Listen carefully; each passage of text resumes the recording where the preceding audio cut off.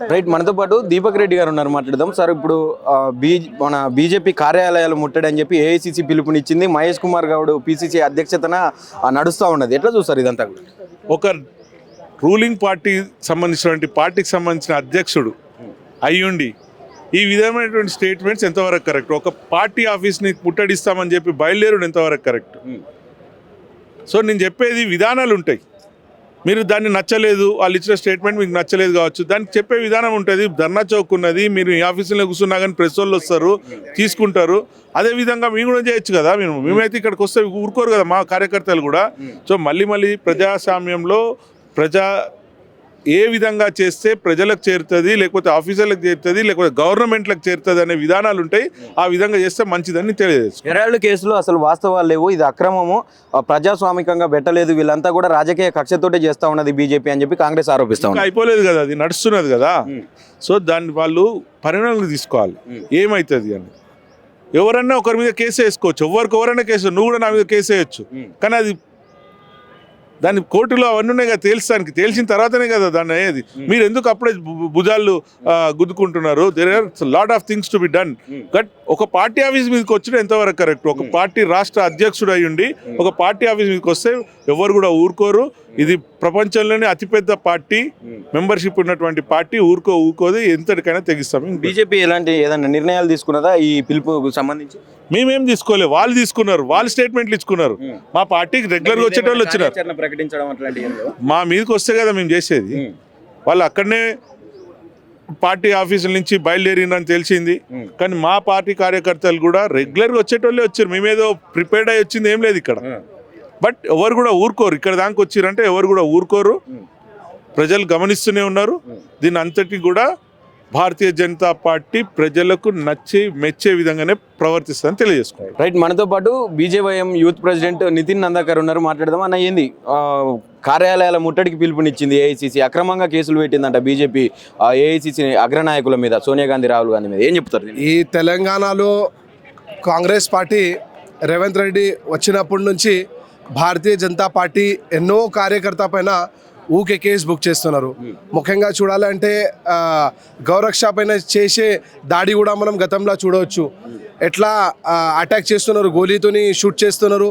మళ్ళీ లవ్ జిహాద్ కానీ, ల్యాండ్ జిహాద్ కానీ, ఎన్నో గుడిల పైన కూడా దాడి చేస్తున్నారు. నేను ఏమంటున్నా అంటే రేవంత్ రెడ్డి గారికి, మా దగ్గర భారతీయ జనతా పార్టీ ఒక సిద్ధాంతంతో పోయి పని చేస్తున్నాం.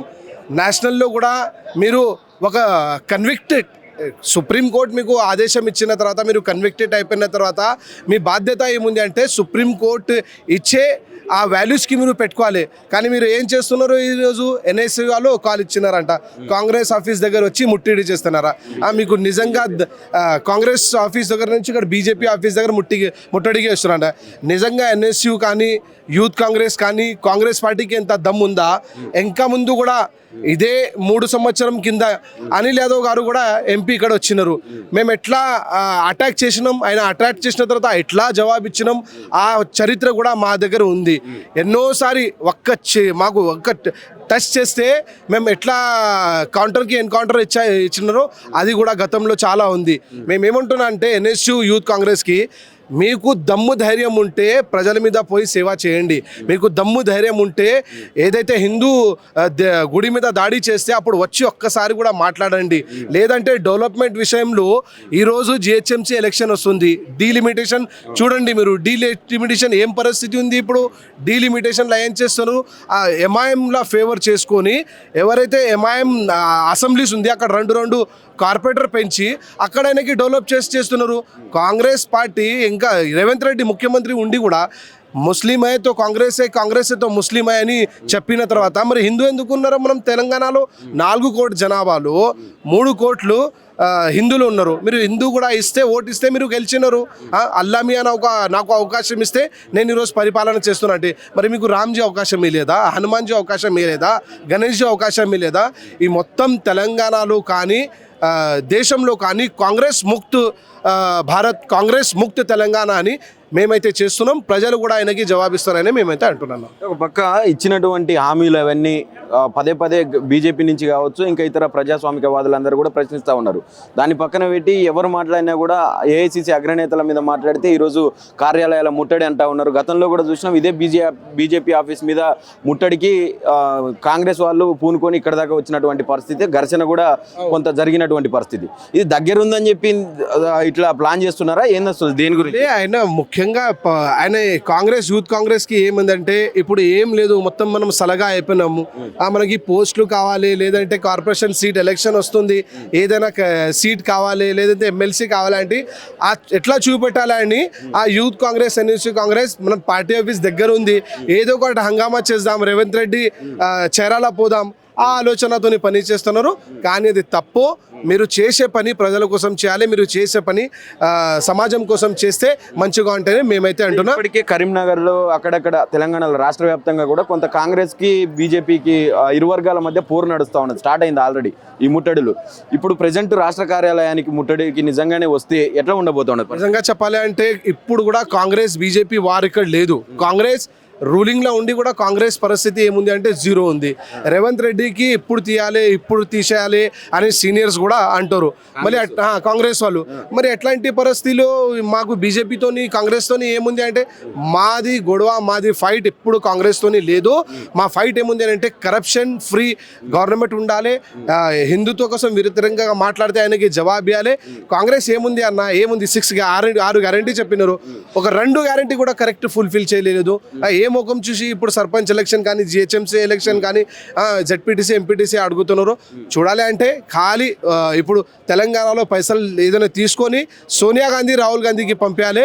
మొత్తం దేశంలో ఎట్లా ఆ పైసలతోని మనం పార్టీ మంచిగా పెట్టుకోవాలని ఆ ఉద్దేశం ఉంది. అని జరుగుతున్నటువంటి డెవలప్మెంట్ కనిపిస్తలేదా మీకు? ఇప్పుడు మొన్న ఫ్యూచర్ సిటీ కావచ్చు ఇవన్నీ చేస్తూ ఉన్నారు, బుల్లెట్ ట్రైన్ కూడా తెస్తాడంట తెలంగాణ అన్న. ఇప్పుడు కూడా చూడన్న ఏ ఫ్యూచర్ సిటీ పోనీ అన్న, ఫ్యూచర్ సిటీ ఇప్పుడు వచ్చినకి చాలా టైం ఉంది. ఒక సిటీ నేను చూపెడతా, ఓల్డ్ సిటీ ఉంది, న్యూ సిటీ ఉంది. ఓల్డ్ సిటీలో ఏం ఫ్యూచర్ సిటీ ఉంది అన్న చెప్పు. ఇది నాలాలు చూస్తే నాలాలు డ్రైనేజ్ నుంచి నీళ్ళు నడుస్తున్నాయి, ఒక్క రోడ్ సరిగా లేదు, స్ట్రీట్ లైట్ సరే. రైజింగ్ ఏముంది అంటే ఓన్లీ రేవంత్ రెడ్డి రైజింగ్ ఉంది. ఫుట్బాల్ ఆడాలి, రైజింగ్ అని చెప్పాలి. ఈ సింగరేణి ప్రాజెక్ట్ నుంచి పైసలు తీసుకొని ఫుట్బాల్ ఆడితే ఏం మతలబ్ అన్న? అదే పైసలు మీరు గవర్నమెంట్కే ఇస్తే చాలా, కార్యకర్తకి ఇస్తే చాలా మంచిగా ఉంటాయి. రైజింగ్ అంటే ఏం రైజింగ్ లేదు. చడ్డీ వేస్తే కానీ ఒక 2-3 అది మంచిగా అక్కడ కనిపించలేదు. ఎందుకంటే మీరు రేవంత్ రెడ్డి ఒక ముఖ్యమంత్రి హోదాలో ఉండి, ఎంత పెద్ద కాన్స్టిట్యూషన్ హోదాలో ఉండి కూడా మీరు ఫుట్బాల్ ఎట్లా చేస్తారు? ఏదైతే మెస్సీ ఆయన ఫుట్బాల్ అయినా వరల్డ్లో ఎంత పేరుంది, ఆయన ప్యాంట్ టీ షర్ట్ వేసుకొని వచ్చినాడు. మీరు రేవంత్ రెడ్డి, మీరు ఒక సీఎం, మీరు ఎట్లా ఉండాలి? ఒకవేళ అక్కడ మ్యాచ్ ఉంది, అక్కడ ఆడుతున్నారంటే అక్కడ వేసుకోవాలి. అక్కడ ఏం లేదు, ఆ షో కోసం చేస్తానే చాలా నిజంగా చెప్పాలంటే చాలా ఘోరమైన పరిస్థితి అని మేమైతే అంటున్నాము. ఎట్లా ఉండబోతున్నది? ఏమైనా కార్యాచరణ ఉందా? కార్యాచరణ ఏముంటాయన్న, ఈట్కా జవాబ్ పత్తర్తోనే ఉంటాయి. మీరు వస్తే డెఫినెట్లీ మీ దగ్గర కూడా మేము వస్తా, లేదంటే మొన్న కూడా ఇంకా చాలాసారి మీరు ట్రైలర్ ఇస్తే మూవీ మొత్తం ఫిల్మ్ మేమే చూపెట్టిన, ఇప్పుడు కూడా అదే పరిస్థితి ఉంది. మీరు ఒక్కసారి ట్రైలర్ చూపండి, సినిమా ఎట్లా చేయాలి మేము కూడా చూపెడతాం.